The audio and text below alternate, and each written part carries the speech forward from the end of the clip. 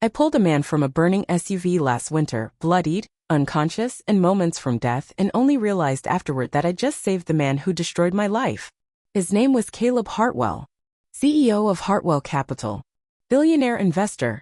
Smiled like a wolf in a custom suit. 10 years ago, he orchestrated the hostile takeover that gutted my father's company, the empire my family built over 3 generations. Greystone Holdings. You might remember the fall. It was on CNBC for weeks. I remember my dad's silence more.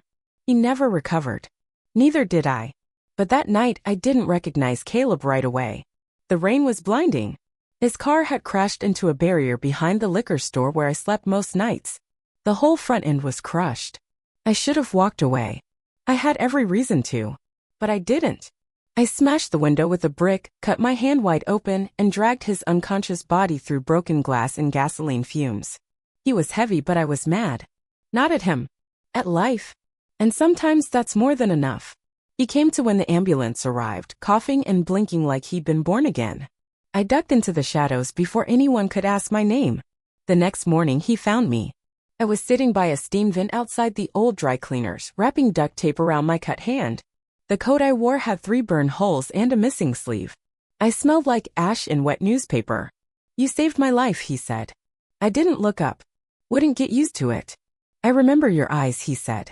In the car. You were the one. I finally looked at him. Clean shaven. Wool coat. Designer boots. Even after a crash, he looked expensive. Out of place among the soup smells and rust-stained concrete of the street. I've seen you before, he said, narrowing his eyes. Wait.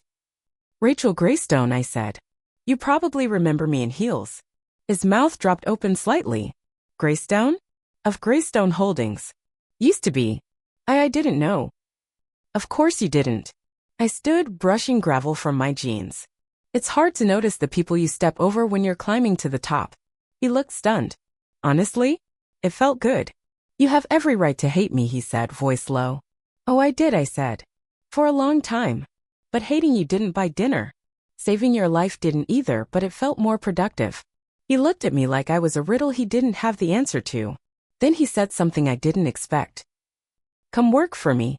I laughed. Loud. The kind of laugh that scares pigeons off dumpsters. I'm serious, he said. Do you usually offer jobs to people you meet behind liquor stores? I don't usually get pulled from a burning car by someone I tried to forget. I stared at him. My gut said walk away. Run even. But another part of me, the part that still remembered spreadsheets and board meetings and late nights building financial models, said maybe, just maybe. I don't want your pity, I said. Then take my guilt, he said. At least until it turns into something useful. I didn't say yes that day. But I didn't say no. And that was the start. Of what? The unraveling. The remembering. The secrets. The war we were about to walk into together, and the love I never saw coming. I pulled a man from a burning SUV last winter, bloodied, unconscious, and moments from death, and only realized afterward that I just saved the man who destroyed my life. His name was Caleb Hartwell, CEO of Hartwell Capital, billionaire investor. Smiled like a wolf in a custom suit. 10 years ago, he orchestrated the hostile takeover that gutted my father's company, the empire my family built over 3 generations. Greystone Holdings. You might remember the fall. It was on CNBC for weeks. I remember my dad's silence more.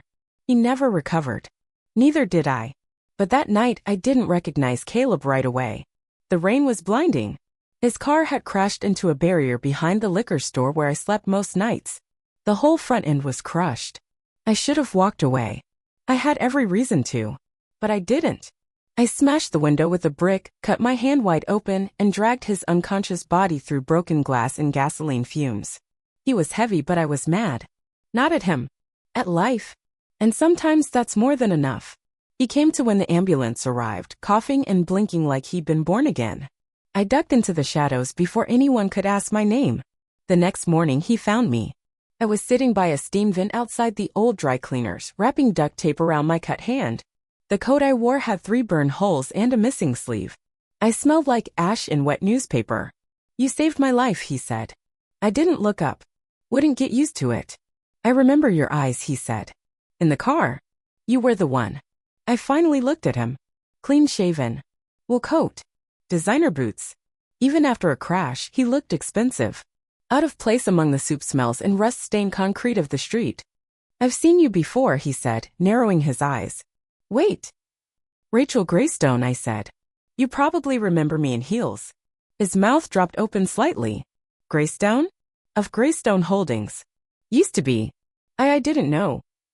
Of course you didn't. I stood, brushing gravel from my jeans. It's hard to notice the people you step over when you're climbing to the top. He looked stunned. Honestly? It felt good. You have every right to hate me, he said, voice low. Oh, I did, I said. For a long time. But hating you didn't buy dinner. Saving your life didn't either, but it felt more productive. He looked at me like I was a riddle he didn't have the answer to. Then he said something I didn't expect. Come work for me. I laughed. Loud. The kind of laugh that scares pigeons off dumpsters. I'm serious, he said. Do you usually offer jobs to people you meet behind liquor stores? I don't usually get pulled from a burning car by someone I tried to forget. I stared at him. My gut said walk away. Run even. But another part of me, the part that still remembered spreadsheets and board meetings and late nights building financial models, said maybe, just maybe. I don't want your pity, I said. Then take my guilt, he said. At least until it turns into something useful. I didn't say yes that day. But I didn't say no. And that was the start. Of what? The unraveling. The remembering. The secrets. The war we were about to walk into together and the love I never saw coming. I said yes. God help me, I said yes. 3 days later, I walked into Hartwell Tower wearing borrowed slacks, a Goodwill blazer, and a chip on my shoulder big enough to cast a shadow. I could still smell fire in my hair. His assistant tried to stop me at the lobby desk, but Caleb came down himself, sharp in a navy suit, hair still healing from the accident. He looked at me like I was holding a ticking bomb, and maybe I was. I want the job you give to someone you trust, I told him. I don't trust anyone, he replied, but that might be what qualifies you. He didn't put me in some PR puff role or charity position like I half expected. No, he handed me a security badge and full access to the floor where they made the real decisions. Market strategy, risk projections, mergers, acquisitions, all of it. Like he wanted me to see behind the curtain. But here's the kicker. On my third day, I saw the file. I was combing through archived investments when I found it, a project labeled Argent, Phase 2. I opened it. Numbers charts, a string of old emails with names I hadn't seen in a decade. My father's name was one of them. It all came rushing back, the slow bleed out of our company, the legal blackouts, the last desperate phone call I made to Dad before he locked himself in the study.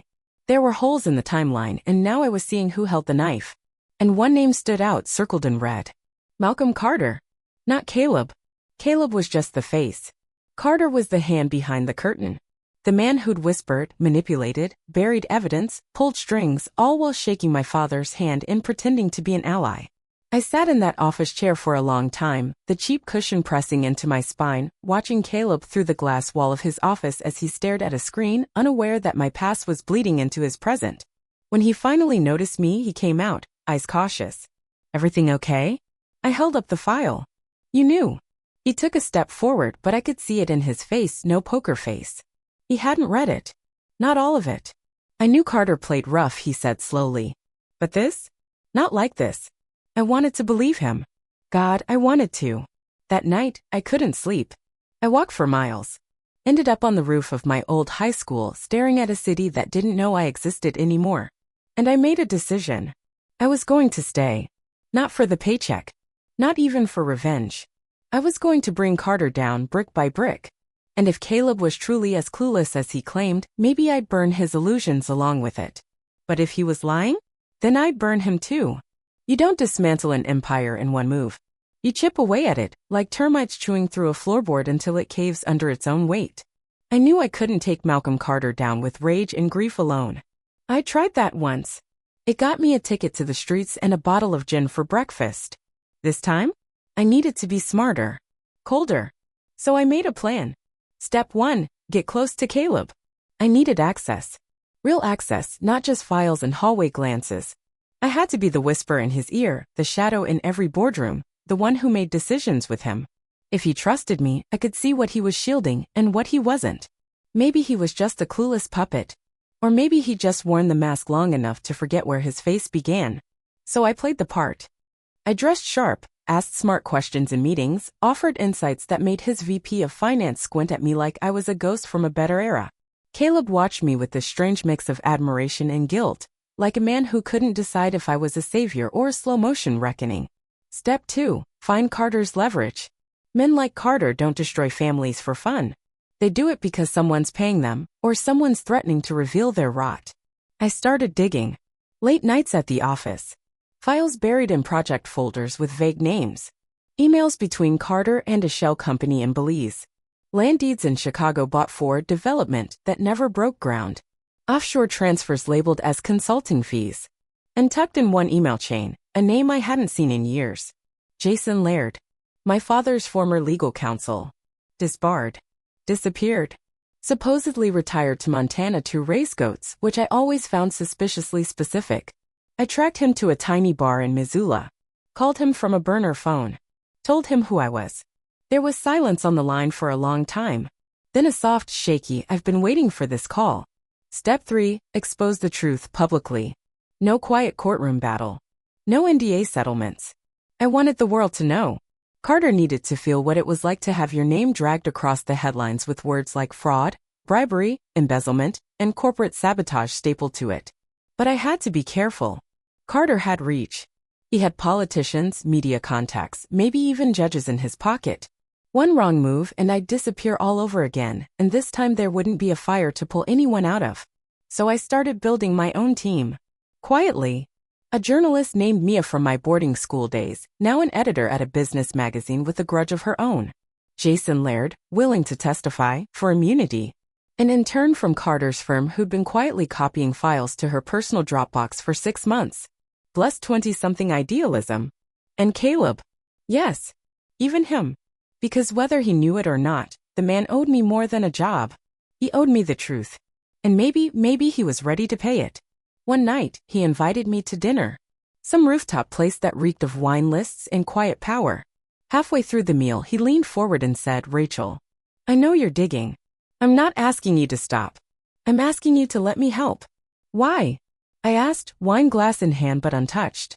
"Because if Carter's the devil, I want out of hell." I studied him. The sharp jawline, the tired eyes. I thought about saying no. Instead, I slid a folded piece of paper across the table. "Here's what I've got." He looked at it, then at me. And for the first time, I saw real fear in his face. This could bury him. I nodded. "Good. Let's start digging the hole." You ever feel the moment the match strikes? That tiny flare before the burn starts? That's where we were. Suspended in that flicker, hearts pounding, knowing everything was about to catch fire. We had the dirt on Carter. Now came the dangerous part, using it. Caleb and I met late nights in his glass-walled office, lights off, city glowing behind him like a warning sign. I'd bring coffee. He'd bring regret. Together, we mapped out how to dismantle the most powerful man in American finance, the one we both had reason to fear. The key is timing, I told him, tapping a folder full of incriminating records. We leak too early, he'll bury it. Leak too late, he'll bury us. Caleb nodded. We don't just leak it. We flood him. So we began. First, we hit his reputation. Mia, my journalist friend, ran a quiet piece in the Ledger Weekly titled, "The Man Who Owns the Silence." It didn't name Carter directly, but it exposed anonymous insider claims about investor manipulation, dummy companies, and whisper deals involving real estate scams across the Midwest. It spread like wildfire. The article caught the eye of a financial watchdog group. They launched an independent investigation. Carter went quiet for 72 hours, which was a lifetime in his world. Rumors started circling. Markets trembled. Carter's name, once golden, started turning cold. Caleb played his part like a pro. In public, he defended Carter half-heartedly. Behind the scenes, he fed my team internal memos, voice notes, even a redacted file from the Argent archives that included line items marked retention bonus, unauthorized. Translation, hush money. Then came the digital leak. The intern, sweet, nervous Lila from accounting passed us a flash drive so carefully I thought it was a bomb. Honestly, it was. Inside were years of private audits from Carter's holding company, falsified quarterly earnings, offshore diversions, even a payout to a Cayman Island bank under a dead executive's name. We sent it all to Mia. She released it in a bombshell story the next morning, naming Carter directly, Malcolm Carter, The empire behind the curtain. Social media exploded. Business channels ran loops of Carter entering and exiting his office like it was court. Investors panicked. Stocks dropped. The SEC issued a formal inquiry. And for the first time in years, I let myself breathe. But it didn't last. 2 nights later, Caleb's car was broken into. Nothing stolen. Just his glove box emptied and his papers rearranged. A warning. The next morning, someone followed me 3 blocks down 10th Avenue before I ducked into a nail salon and waited them out. They didn't follow me out. Carter's watching, Caleb said grimly over drinks that night. He knows it's you. Then we hit harder, I said. He gave me a look. Rachel, this is war. Are you ready for it? I took a long breath. I was born in a boardroom and raised in a battlefield. He took everything from my family. If you think I'm walking away now, you've misread the girl you hired. He smiled, tired, proud. Good.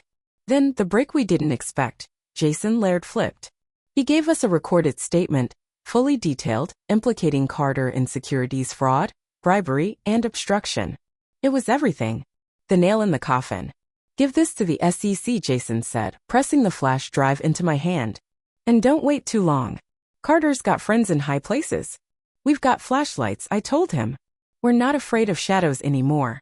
That night, Caleb kissed me. I hadn't seen it coming. 1 minute we were sitting in his penthouse, eating takeout on the floor, and the next I don't know. Something in him broke open. Or maybe something in me healed just enough.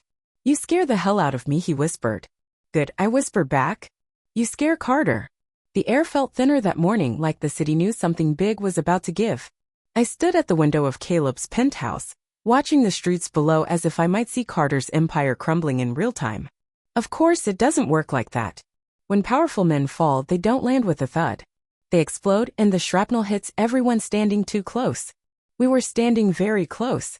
Today's the day, Caleb said, stepping up beside me, tie loose mug in hand. Once we send this to the SEC, there's no going back. I looked at the flash drive on the counter. The one with Jason's full testimony, the audits, the fake accounts, the paper trail Carter never thought anyone would find. No second thoughts, he asked. Only that I should have done it sooner.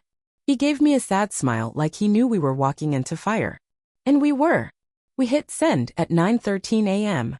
Caleb forwarded everything directly to the SEC's whistleblower division.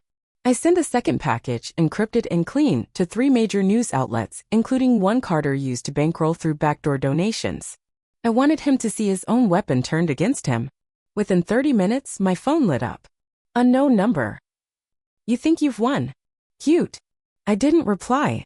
Instead, I sent the message to Mia. She replied. Good. That means it's working. By noon, Carter's offices were raided. Federal agents. Suits. Shredder's still hot. One of his lieutenants was taken out in handcuffs and the video hit Twitter before the courthouse steps. Carter didn't show his face. Not that day. Not the next. But he did strike back. That evening, the fire alarm went off in Caleb's office building. Sprinklers flooded 3 floors. Dozens of computers were fried. One of them? The one with the server logs proving Carter's shell accounts. We still had copies, but it was a message. I made him desperate, Caleb said, shoulders slumped. And desperate men are dangerous. And then it got worse. The journalist Mia, our bulldog with a byline, was hit by a car 2 blocks from her apartment. Broken ribs. Concussion. Police ruled it an accident. I knew better. So did she. This isn't just about business anymore, she told me over the phone, voice raspy. You're not just taking down a man. You're taking down a system. Be ready. And she was right. Carter wasn't just rich. He was embedded. Old money. Old secrets. The kind of power that doesn't disappear, it evolves. It retaliates. But he didn't count on us being just as stubborn. We went public. On camera. Jason, Caleb, and me standing in front of a podium at a press conference we'd set up at the city courthouse. Dozens of cameras. Reporters shouting. It felt surreal, like stepping into a movie I never asked to star in. Caleb did the talking. He took the fall. I allowed Carter to manipulate me, to participate in a system of fraud that hurt real people, he said, voice steady. I'm here to say enough is enough. Then I stepped up. I looked directly at the cameras. My voice was quiet, but every word was a blade. My family lost everything. Not to the market, but to men who bet on silence. I was silent for 10 years. I'm not anymore. The room went still. And then applause. Real, honest applause. Somewhere behind the cameras, Carter was watching. I hoped he choked on it. Later that night, we returned to Caleb's apartment, exhausted and wrung out. I sat on the floor barefoot, staring at nothing. He sat beside me. And for a while, we said nothing. The silence wasn't empty. It was full of everything we'd just done and everything still to come. You did it, he said softly. We did it. I leaned my head against his shoulder. It's not over. I know, he whispered. But for tonight, we breathe. It started with the phone calls. Blocked numbers. Dead air. Then the soft click before the dial tone. Then came the emails. Anonymous tips to journalists accusing me of fraud. A Reddit thread that claimed I'd falsified documents to get back at a former lover. A tweet that said I was mentally unstable and sleeping with Caleb to claw my way back to power. Carter had gone full scorched earth. This is how he plays, Caleb muttered, scrolling through another headline that read, Whistleblower or wounded heiress? The mysterious motives of Rachel Greystone. I took the phone from him, tossed it on the couch. He's trying to make me into the story, I said. Trying to turn this from financial fraud to a soap opera. And if it works, he said, he discredits the entire case. We weren't surprised. We just weren't ready for how deep it would go. The break-in came 2 days later. I came home to my temporary apartment, just a small studio in Midtown, and found the lock picked. Nothing stolen. Just my drawer left open, my laptop unplugged, a photo of me and my father torn clean in half. I didn't scream. I didn't cry. I took the ripped photo, folded it up, and slid it into my wallet. A reminder, this was war. I called Caleb. It's starting, I said. No, he said after a pause. It already started. This is just his favorite part, the blood sport. We filed a report. Police were polite, skeptical. Said it could have been random. That's the thing with power, it's rarely loud. It's insidious. Slippery. Designed to look like bad luck instead of a vendetta. Carter had men on the inside. Always had. If he wanted a file to disappear, it did. If he wanted your boss to fire you, they suddenly restructured. 3 people from Caleb's company were quietly let go the next week. One of them was Lila, our sweet intern. She called me crying. They said it was downsizing, she sniffled, but I know it's because of what I gave you. You did the right thing, I told her. And we're going to protect you. But how do you protect someone from a ghost? Because that's what Carter had become, a shadow with a reach far longer than we expected. Then Caleb's past came knocking. An article surfaced about a scandal from his early 20s, a hedge fund lawsuit that had long been buried in arbitration. The plaintiff had been paid off. The story was old, dead. Until Carter found the man and paid him to go public again. Caleb Hartwell, the article read, pattern of deception? It was working. The public was doubting us. The investors were growing skittish.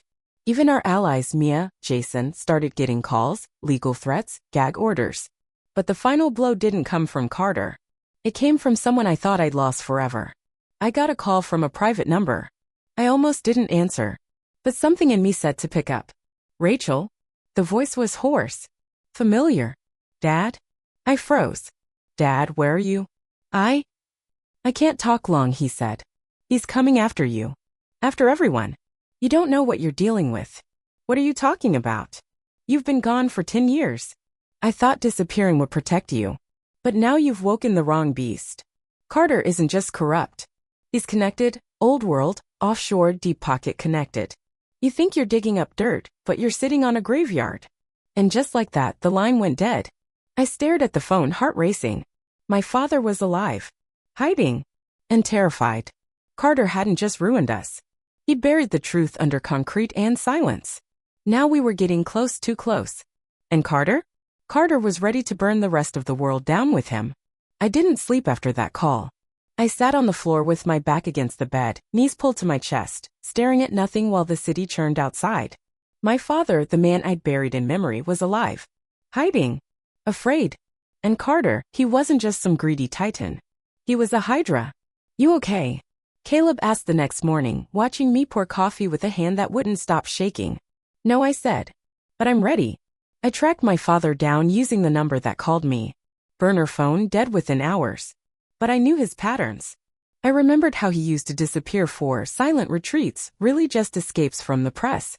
He had a cabin once in Vermont. Quiet. Remote. I rented a car and drove 6 hours straight through fog and memory. The house was still there. And so was he. Older, thinner, I sunk in like he hadn't slept since the day we lost everything. He opened the door slowly like a man expecting a bullet, not his daughter. "Hi, Dad," I said. He stared at me. "You look just like her." "You mean Mom?" I stepped past him and into the silence. We sat by the fireplace that night. He poured 2 glasses of scotch and handed me one like I hadn't vanished from his life for 10 years. But I didn't want small talk. I wanted truth. "Why did you run?" "I didn't run," he said. "I survived." He told me everything. Carter hadn't just destroyed Greystone Holdings, he'd engineered it. Slowly, quietly. Had people in the SEC, planted board members loyal to him. Even had a private investigator tailing my father in the final months, collecting anything that could be spun into scandal. When my dad threatened to go public with what he found, someone left a bullet on his windshield. No note. No warning. Just the bullet. I knew what that meant, he said. So I vanished. Faked a breakdown, leaked false medical records. Disappeared before they made it real. He didn't cry. But I did. Because no matter how noble his reasons, he left me to drown. "I thought you were dead," I whispered. "You let me believe that." "I thought it was safer for you that way," he said. I couldn't forgive him. Not yet. But I could use him. The next morning, I called Caleb from the porch. "We have to move fast," I said. "He's desperate. And if what my dad told me is true, Carter has enough political pull to disappear us both." Caleb was already 1 step ahead. "Then let's make sure we're not the ones who vanish." We hit the kill switch. All the evidence we'd been holding back, all the records, video testimonies, offshore accounts, voice messages, legal documents, we dropped it all in one blow. A full data leak. Mia published the story, Malcolm Carter and the Shadow Market, how one man bought silence, power, and the system. She didn't hold back. The piece named names, connected dots, showed how Carter leveraged influence through banks, politicians, private mercenaries, even staged shell companies used to bribe foreign officials. But the story didn't go out through one paper, we leaked it to 10. National. International. Social media exploded. Hashtags trended. Congress announced an inquiry. Protesters stood outside Carter's Midtown building holding signs that read, "You can't buy silence forever." Carter? He disappeared. Just gone. His office was abandoned. Phone numbers dead. Jet reported missing. We thought maybe he'd fled the country. Or worse, that he was planning something final. Then came the email. Just 1 sentence. "You should have stayed dead, Rachel." Later that week, I found my apartment trashed. Furniture overturned. Mirrors shattered. But nothing stolen. Nothing important. Just destruction. Message received. Caleb sent a security team to watch me 24/7. He offered to move me into his penthouse. I refused. "I need to see this through," I said. "On my own terms." Then we got a break. A banker, one of Carter's, came forward. Said he wanted to deal in exchange for immunity. He had records showing Carter had laundered millions through a network of real estate deals using falsified signatures, including mine. That was the final thread. If we pulled it, we could collapse his entire financial empire. But we had to be quick. Because Carter wasn't done yet. And I had a feeling the next time he struck, he'd aim for blood. We thought the story would end with Carter in handcuffs. It didn't. The financial empire did collapse. The courts issued warrants. International banks froze accounts. His name was yanked off buildings overnight like it had never been there. Caleb and I sat in the back of a courtroom as a judge read out charges against 25 of Carter's shell companies. Everyone said we won. But we both knew better. Winning's a funny word when the villain disappears before the final act. A month passed. Then 2. No Carter. No arrest. Just smoke. Whispers. A jet spotted in Morocco. A yacht in Montenegro. A grainy photo of someone with his posture in Sao Paulo. But no proof. He had enough fake identities and offshore safe houses to vanish 5 times over. And then the bomb dropped. The SEC quietly dropped the case against Carter. Insufficient evidence. After everything. The forged signatures? Unverifiable. The banker who flipped? Suddenly retracted his statement. The judge assigned to the case? Recused for personal conflict. It was over. Just like that. Carter didn't need to win. He just had to outlast us. I was angry. No, I was scorched. I tried to hide it, but Caleb saw through me. We can disappear too if that's what you want, he said one night, standing by the ocean where we'd gone to breathe. New names, new passports. Somewhere warm. Running fixes nothing, I muttered. He'll always be out there. But maybe that's not the worst thing, Caleb said, watching the waves. Maybe knowing he's out there keeps us from ever becoming him. 2 weeks later, we got an invitation. Handwritten. No return address. Just an embossed card. Rachel Greystone and Caleb Hartwell, you are cordially invited to attend the Greystone Foundation Gala, honoring the legacy of Anthony Greystone. Location, private estate, Vermont. Dress code, black tie. My hands shook holding it. How? I breathed. Caleb read it, face blank. Then, your father. It didn't make sense. He hated the spotlight. He'd said he was done. But I had to go. We drove through fog-covered hills, the GPS dropping signal halfway up the mountain road. The estate wasn't just private, it was hidden. And yet, somehow it was exactly like I remembered from childhood. A place we only visited once or twice a year. The kind of place you forget until it calls you back. The house was lit up like a dream. Guests in gowns and tuxedos milled around, sipping champagne under golden lights. Except I didn't recognize a single face. And then he stepped out. Carter. Alive. Dressed to kill. Glass of whiskey in hand. Welcome home, Rachel. I froze. My heart screamed. Caleb reached for my arm, but I couldn't move. You how? I managed. I bought it, Carter said simply, gesturing to the estate. The land. The house. The name. And then, like he was dropping the real punchline, he added, and your father sold it to me. The air shattered. I gave him a new life, Carter went on. Same deal I'm offering you. You're insane. No, he said calmly. I'm inevitable. You can't destroy a man who doesn't exist on paper anymore. He handed me an envelope. Inside was a deed transferring ownership of the Greystone Foundation to Carter. He smiled. You wanted to save your name, Rachel. Now it's mine. I left without a word. I didn't cry. I didn't scream. I burned the invitation in a metal trash bin behind a gas station 20 miles down the highway. 2 years later, the world still thinks Carter's vanished. His name isn't on buildings anymore. He works in shadows. Trades in silence. Whispers behind presidents and CEOs. And me? I'm not Rachel Greystone anymore. I changed my name. Started a small nonprofit in upstate New York, one that doesn't make headlines, doesn't need press. It feeds people. Warms them. Shelters them. Caleb stayed. He changed his name too. We wear different masks now. We live quietly. But we remember. And sometimes when the wind's just right, I swear I hear Carter's voice in the distance. But he's not the one who haunts me most. It's my father. Because one day I found a letter in the mail. No return address. Just one line. I sold it to protect you, Ratch. I hope you build something better from the ashes. The end. Or maybe the beginning.